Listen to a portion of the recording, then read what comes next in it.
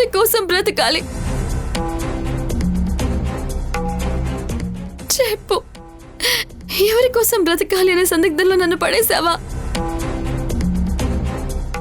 ఈ 4 రోడ్ల కూడలిలో నేను ఎటు వెళ్లాలో తెలియని పరిస్థితుల్లోకి తీసుకొచ్చి నన్ను వదిలేశావు.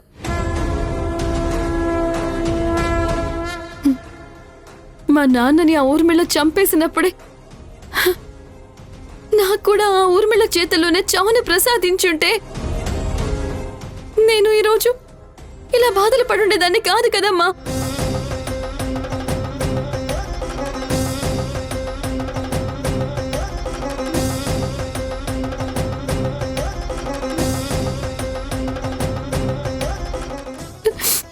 నేనైనా కూడా ఇప్పుడు నా జీవితం ఇలా అయినందుకు బాధపడట్లేదు. పాపం పసి పిల్లమ్మ అది. నా పాప తల్లి ప్రేమకి దూరంగా ఎక్కడో పెరుగుతోంది.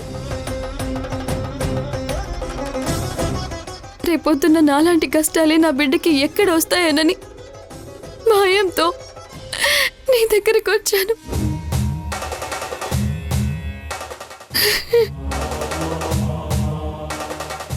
దయచేసి నా బిడ్డకి మాత్రం నాలాంటి పరిస్థితి తీసుకురావద్దమ్మా.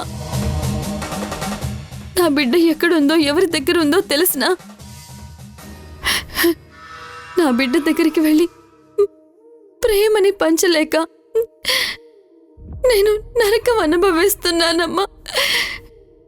భగవంతుణ్ణి నిందించటం ఆపి జీవితంలో ఎలా బ్రతకాలో నేర్చుకో. ప్రతి మనిషికి కష్టాల కడలి అనేది ఒకటి ఉంటుంది. నీ బిడ్డని నిన్ను దూరంగా ఉంచి ఆ భగవంతుడు ఆనందిస్తున్నాడని నువ్వనుకుంటున్నావేమో. ఆయన ఏం చేసినా అంతా లోక కళ్యాణం కోసమే.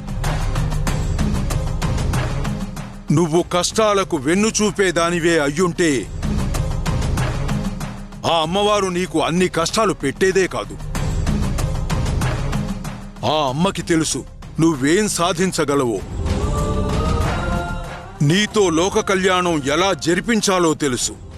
ఎదురెళ్ళమ్మా, సమస్యలకి పరిష్కారం వెతుకు. అమ్మవారు నీకు అప్పగించిన పనేంటో తెలుసుకో. నీ కన్న బిడ్డను నీ దగ్గరికి తెచ్చుకో. నువ్వు మనసిచ్చిన వాడిని మనువాడు. అప్పటి వరకు అలుపెరుగని పోరాటం చెయ్యి. హర హర మహాదేవ శంభో శంకర, హర హర మహాదేవ శంభో శంకర, హర హర మహాదేవ శంభో శంకర.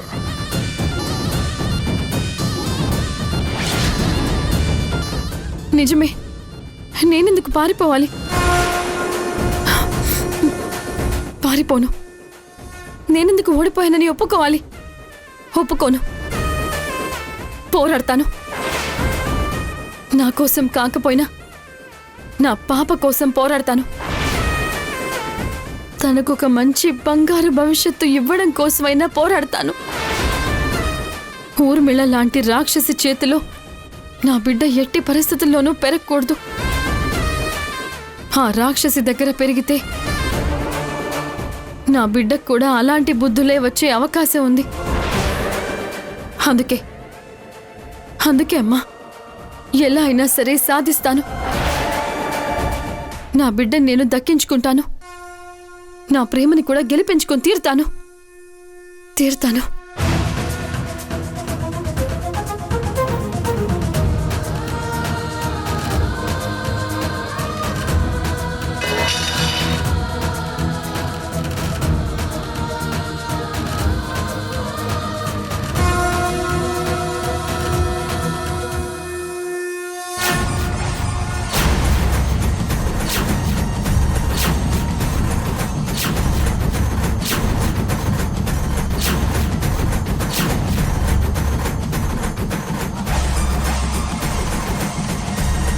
సారీ అమ్మా, చూసుకోలేదు.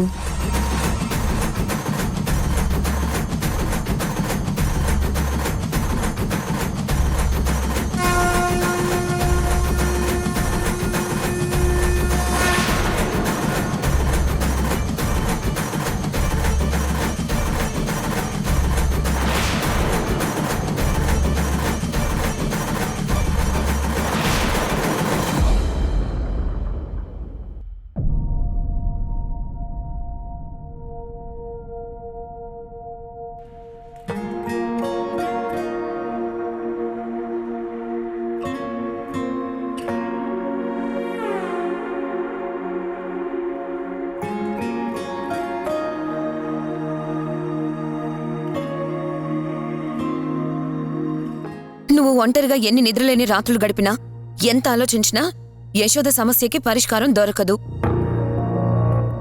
ఆ రాక్షసి ఊర్మిళ వల్ల యశోద తన జీవితాన్ని కోల్పోయింది. యశోదకి ఇప్పుడు తన బిడ్డ దక్కలేదు, తను ప్రేమించిన వాడు దక్కలేదు. నిన్న మొన్నటి వరకు యశోద తన బిడ్డకి తండ్రి ఎవరో తెలుసుకోవాలని పోరాటం చేసింది. కానీ ఇప్పుడు సుబ్బరాజే తన బిడ్డకి తండ్రి అనే నిజం తెలుసుకుంది. ఒక పక్కన హరికి ఆ ప్రణవికి పెళ్లి చేయాలని ఊర్మిళ చూస్తుంది. ఆ ఊర్మిళ ఏదైనా అనుకుంది అంటే ఖచ్చితంగా చేసి తీరుతుంది. మనం జీవితంలో ప్రశాంతంగా ఆనందంగా ఉండాలి అంటే వెధవలకి దూరంగా ఉండాలి, చెడ్డవాళ్ళకి దూరంగా ఉండాలని చిన్నప్పటి నుంచి మన స్కూల్లో టీచర్స్ చెప్పేవాళ్ళు, గుర్తుందా? ఆ మాట మనం ఇప్పుడు ఫాలో అవ్వాలి. ఊర్మిళ లాంటి రాక్షసితో మనం పోరాడి గెలవలేము. 1-2 సందర్భాల్లో మనం గెలిచినట్టు అనిపించచ్చు, కానీ ఆ ఊర్మిళకున్న పలుకుబడి వల్ల, తెగింపు వల్ల, డబ్బు వల్ల మనం ఎప్పటికీ ఆ ఊర్మిళ మీద పూర్తి స్థాయి పైచేయి సాధించలేము. ఇప్పటికీ యశోద కోల్పోయింది చాలండి. ఇక నుంచైనా యశోదకి బాధని దూరం చేసి బంధాలకి, బాధ్యతలకి, ప్రేమలకి, అనురాగాలకి దగ్గర చేద్దాం. అవునండి, ఈ ఒక్కసారికి నేను చెప్పేది వినండి. ఇప్పటికే మీకెన్నోసార్లు నేను దీని గురించి చెప్పాను, కానీ ఇప్పుడు నేను చెప్పే దాంట్లో మాత్రం 100% యశోదకు మంచి జరుగుతుంది. ఏంటది? యశోద బిడ్డకి తండ్రి మా అన్నయ్య అని మీకు తెలుసు కదా. అలాంటప్పుడు యశోదని ఈ ఇంటి కోడలుగా చేయొచ్చు కదా.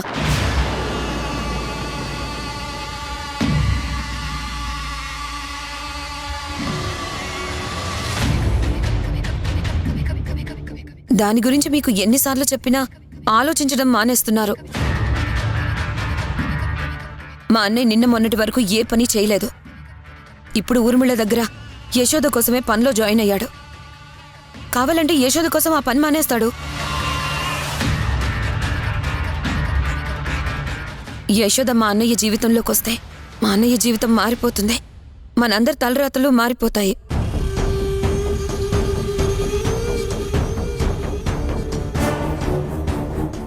అలాగే ఖచ్చితంగా మా అన్నయ్యలోనూ మార్పు వస్తుంది. ఇన్ని రోజులు రాని మార్పు మీ అన్నయ్యలో ఇప్పుడెందుకు వస్తుంది? అదేంటి బావ అలా అంటావు? యశోద అంటే నాకు చాలా ఇష్టం. ఈ విషయం నేను మీకు ఎప్పుడూ చెప్పలేదు. ఎందుకంటే యశోద హరివేటల్ని ప్రేమిస్తుంది. యశోద మనసు తెలిసి కూడా నేను అలా నా మనసులోని మాటల్ని బయట పెట్టడం కరెక్ట్ కాదు అనిపించింది.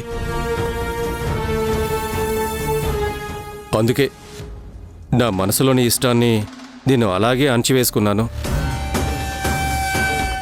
అది నేనిప్పుడు చెప్తున్నాను బావా. యశోద నా జీవితంలోకి వస్తే నేను చేసే ఏదో పనులన్నీ మానేస్తాను. నిజంగానే నేను చాలా తప్పులు చేశాను, కానీ అవన్నీ వదిలేస్తాను బావా. యశోద కోసం మారిన మనిషిలాగా తన ఆనందం కోసం నేను బతుకుతాను. కాదనక బావా, మా ఇద్దరిని ఒక్కడే.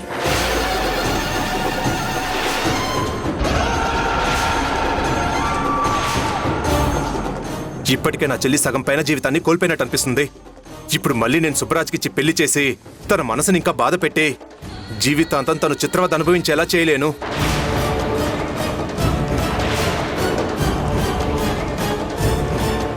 తను ఆనందంగా ఉండాలి, తనకు నచ్చినట్టు ఉండాలి. కాబట్టి పెళ్లి విషయంలో నిర్ణయం అంతా యశోదాదే.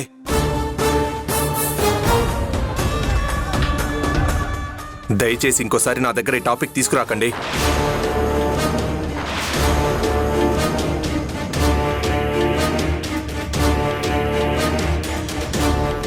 ఏంటి దేవకి అలా చూస్తున్నావు? మీరు మారరా అండి? చెప్తున్నాను కదా, యశోద ఇంటి కోడలైతే అందరి తలరాతలు మారతాయంటే వినిపించుకోవే.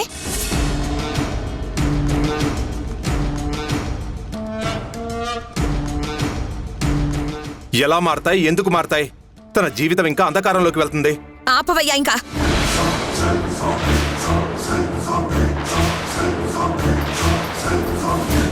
అసలు నీ చెల్లి గురించి నీకేం తెలుసు? కనీసం నీ గురించి అయినా నీకు తెలుసా? నేను చెప్తాను వినండి. యశోదతో మా అన్నయ్య పెళ్లి జరిగితే జీవితాలు మారిపోతాయి అంటే ఎందుకు ఎలా మారతాయి అంటున్నావు కదా? ఎలా మారతాయి అంటే యశోద పేరు మీద 700 కోట్ల ఆస్తుంది.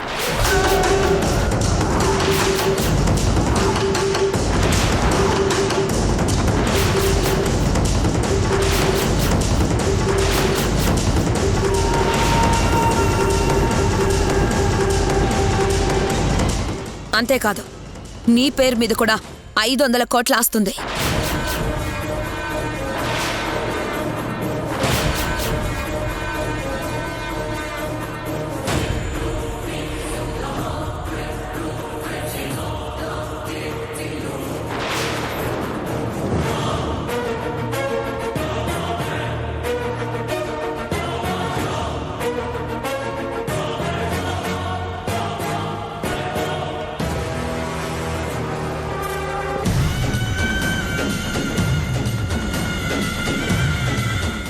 ఏం మాట్లాడుతున్నావు దేవకి? పిచ్చి పట్టిందా నీకు? పిచ్చి నాకు కాదు, నీకు పడుతుంది. ఒక నిమిషం వెయిట్ చేయండి.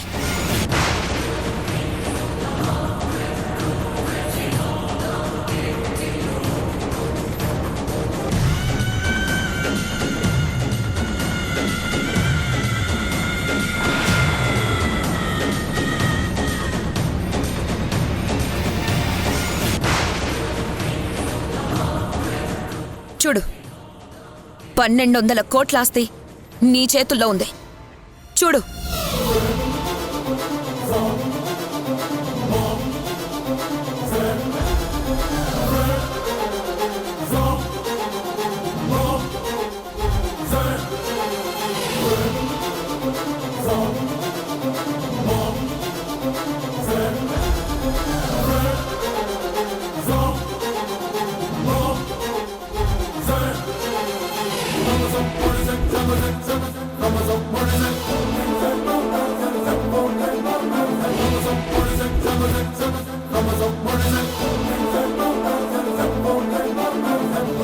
ఎందుకు ఈ ఆస్తి పేపర్లు ఇచ్చావు? కంగారు పడుకో, నేనున్నాను కదా.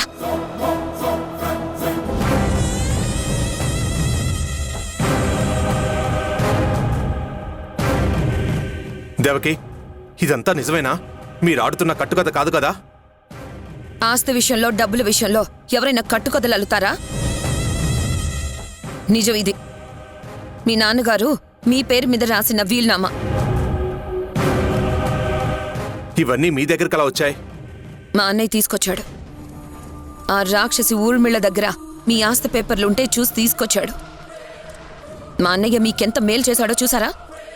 మా అన్నయ్యతో యశోదకు పెళ్లి చేస్తే లాభం అని చెప్పాను కదా. అదెలాగో తెలుసా? మీ చెల్లికి పెళ్ళైతే కాని తన పేరు మీదున్న 700 కోట్ల ఆస్తి తనకు నచ్చినట్టుగా తన భర్తకు కాని తనకు కాని చెందుతుంది.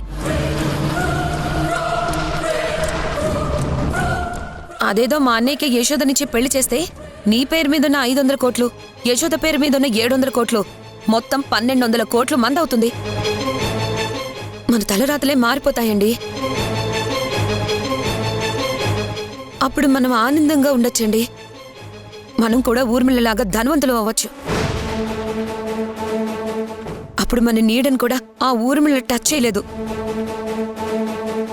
ఇవన్నీ జరగాలి అంటే మా అన్నయ్యకి యశోదనిచ్చి పెళ్లి చేయండి. అల్లుడు గారు, దేవకి చెప్పేది ఒకసారి ఆలోచించండి. రూపాయి కాదు, 2 రూపాయలు కాదు, 1200 కోట్లకి మీరే అధిపతి అవుతారు. మీరు చెప్పినట్టు మేము ఎలాగైతే వింటామో రేపటి నుంచి బయట వాళ్ళందరూ మీ మాట అలాగే వింటారు. చూడు బావా, ఇప్పటికీ నువ్వు ఆ గౌస్ గాడికి నెలకి 30,000 వడ్డీలే కడుతున్నావు. అదే 1200 కోట్లు నీ చేతిలో ఉంటే నువ్వే 100 మందికి వడ్డీలు ఇచ్చేవాడు అవుతావు కదా. ఒక రాజులాగా ఉంటావు.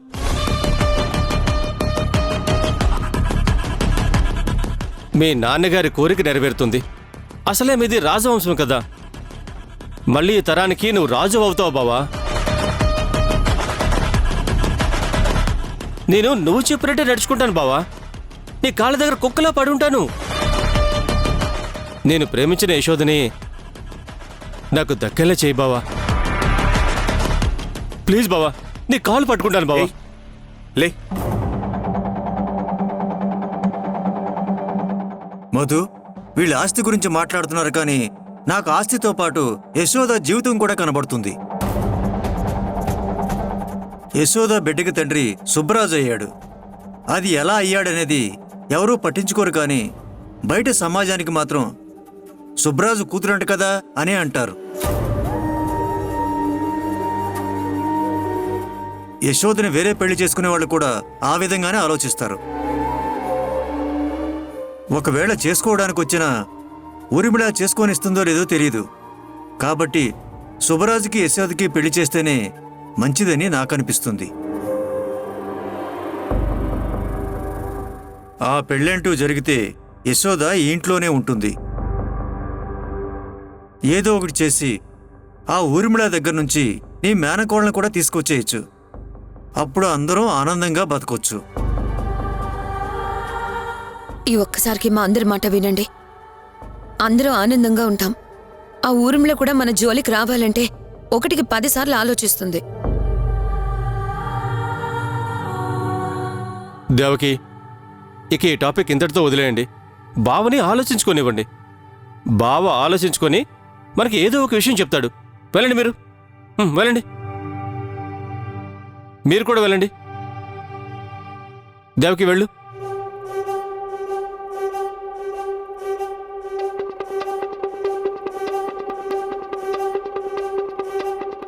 ఆలోచించు బావా, 1200 కోట్లకి అధిపతి నువ్వవుతావు. నీ కూతురు ఆనందంగా ఉంటుంది, నీ భార్య ఆనందంగా ఉంటుంది, నీ చెల్లి ఆనందంగా ఉంటుంది, నీ మేనకోడలు కూడా ఆనందంగా ఉంటుంది. నా బిడ్డ నా దగ్గరే ఉంటుంది. ఆలోచించు బావా, ఆలోచించు.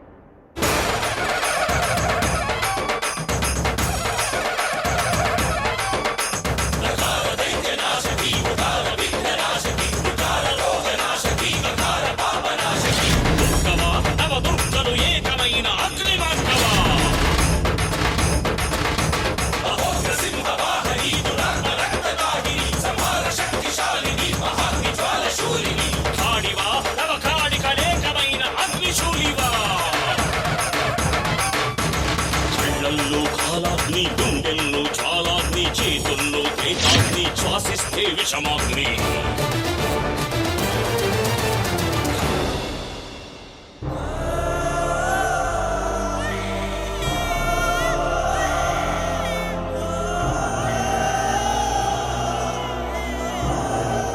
ఏయ్, ఎవరు నువ్వు?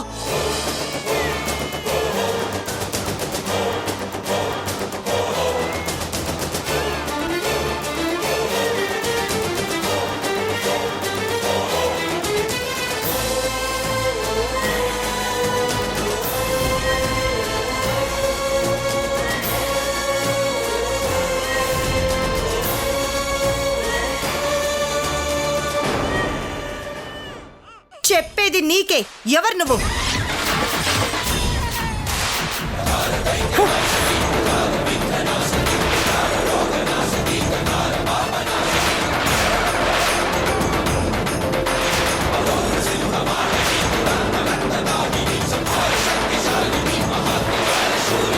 కళ్ళల్లో కాలాగ్ని, గుండెల్లో జ్వాలాగ్ని, చేతుల్లో త్రేతాగ్ని, శ్వాసిస్తే విషమాగ్ని.